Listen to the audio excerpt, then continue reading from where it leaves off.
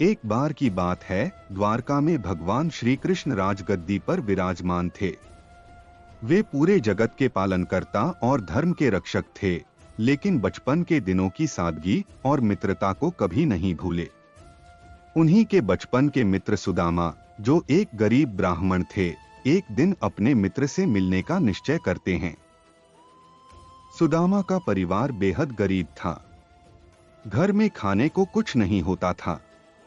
उनकी पत्नी ने उन्हें सुझाव दिया, तुम्हारे मित्र कृष्ण अब राजा बन गए हैं, उनसे सहायता मांगो। सुदामा को सहायता मांगना पसंद नहीं था, लेकिन पत्नी और बच्चों की स्थिति देखकर उन्होंने कृष्ण से मिलने का निर्णय किया।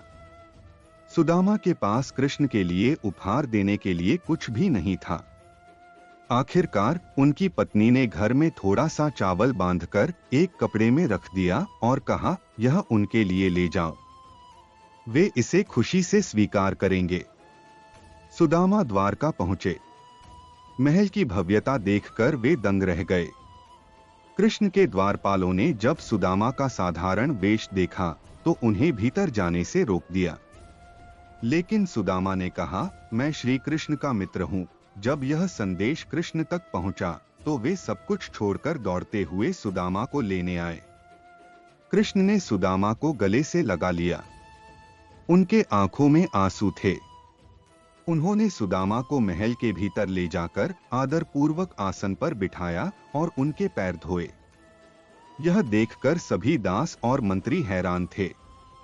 कृष्ण ने हंसते हुए पूछा, सुदामा, मेरे लिए क्या उपहार लाए हो? सुदामा ने शर्म से वह चावल वाला कपड़ा छिपा लिया, लेकिन कृष्ण ने उसे जबरन छीन लिया।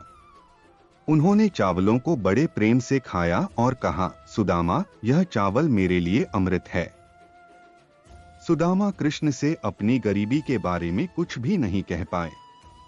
वे खाली हाथ लौट आए। लेकिन जब वे अपने गांव पहुंचे तो देखा कि उनका टूटा फूटा घर एक भव्य महल में बदल चुका था। उनके परिवार के पास खाने पीने और जीने के लिए हर सुविधा थी। सुदामा समझ गए कि यह उनके मित्र कृष्ण का आशीर्वाद है।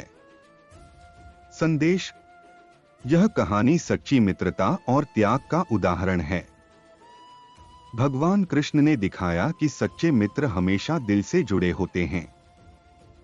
मित्रता में धन या स्थिति का कोई महत्व नहीं होता, केवल प्रेम और विश्वास ही सब कुछ है।